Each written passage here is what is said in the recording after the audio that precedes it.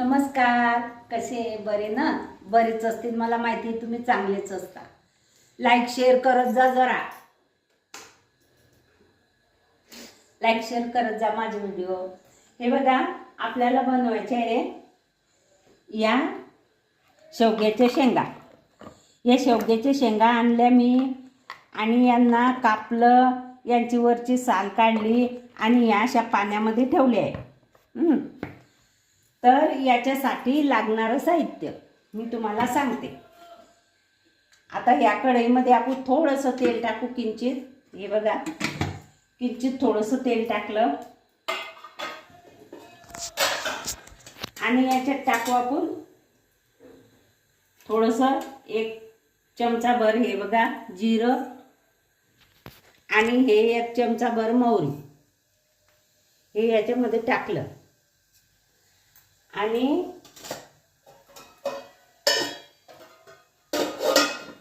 काय करू, या शेंगा जे आहे ना, या चांगल्या धुवून घेतल्या मी. हे बघा, आता यांना धुवायचं काम नाही भाजीमध्ये टाकताना. हे बघा, छान अशा धुवून घेतल्या मस्त. आणि मोहरी आपली तडतडली आहे आणि या शेंगा आपण याच्यात टाकू.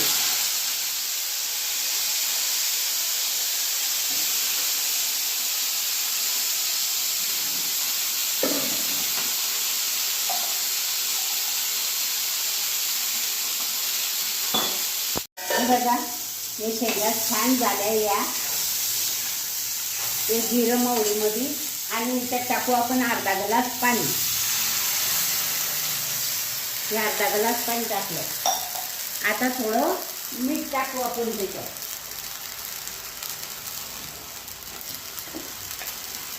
हे बघा, थोडंसं मीठ टाकायचं की शेंगा मसाल्यामध्ये पानसट लागणार नाही म्हणून,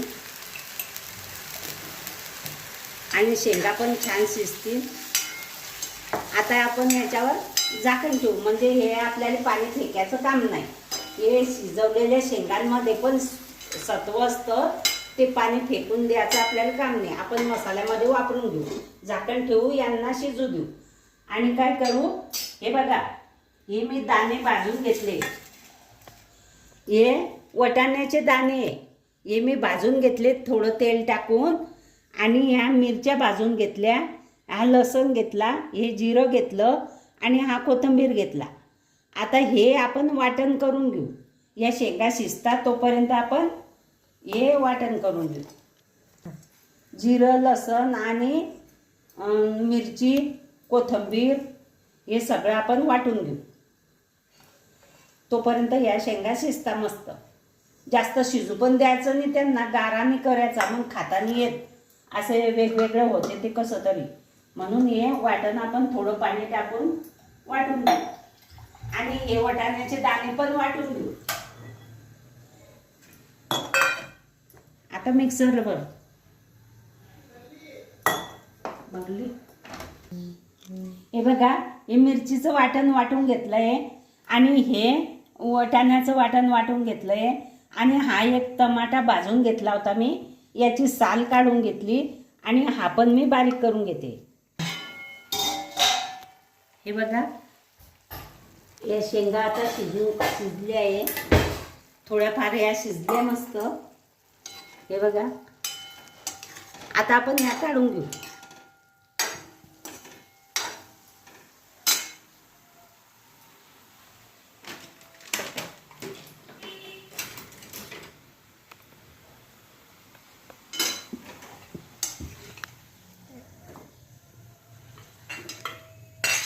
शेंगा मी काढून घेतले आहे.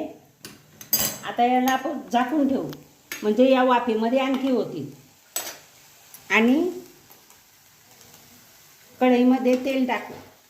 हे बघा,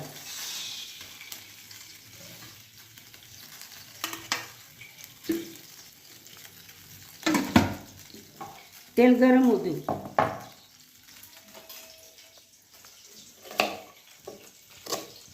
एक कांदा कापून घेऊ, छोटासा छोटासा, म्हणजे तुम्ही जेवढी भाजी करसाल ना त्या मापाने कांदा पण कापायचा.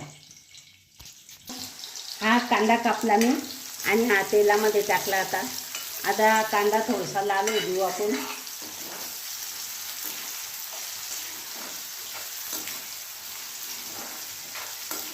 थोडासा होऊ देऊ याला. आणि नंतर मग हे टमाटर बारीक केलेलं आहे, भाजलेलं टमाटर हे बारीक केलेलं आहे मी. याला भाजून घेतलं म्हणजे भाजल्यामुळे याचा आंबटपणा कमी होतो.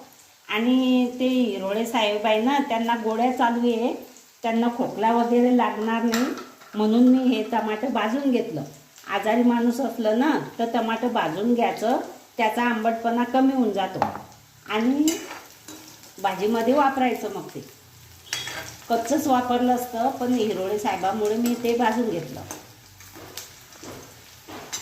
आणि आता आपण काय करू, हा जो मसाला आहे ना मिरचीचा, हा मिरचीचा मसाला याच्यामध्ये टाकून देऊ.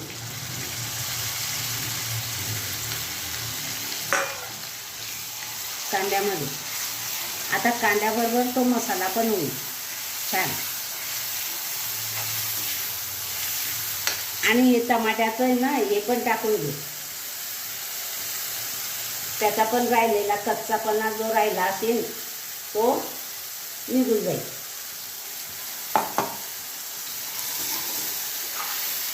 हे बघा आता छान असा मसाला होऊ द्यायचा. हा मसाला झाला की आपण नंतर थोडं बारीक गॅसवर शिजू देऊ. हे बघा मसाला छान झालेला आहे, मस्त तेल सुटलेलं आहे. आता आपण काय करू, हे शेवग्याचे शेंगा आहे ना ते याच्यात टाकून देऊ.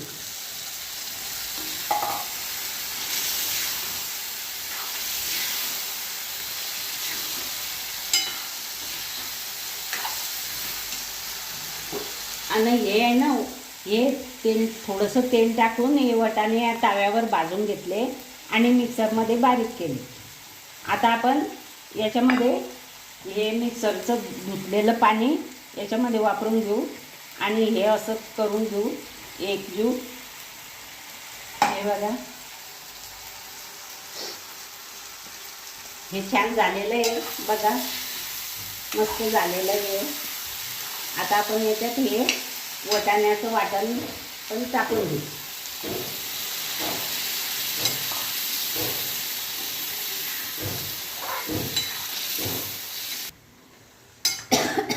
याच्यात आपण थोडं पाणी टाकू, जेवढी आपल्याला भाजी पाहिजे तेवढं पाणी टाकू.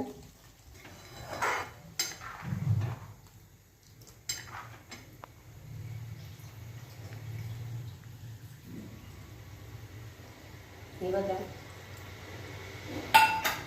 पाणी टाकलं आहे. आता याच्यामध्ये मीठ राहिलं टाकायचं आणि हळद राहिली तर आपण हळद आणि मीठ पण टाकून घेऊ. हळद टाकायची मला मसाल्यात आठवण नाही म्हणून आता टाकून घेऊ. हे बघा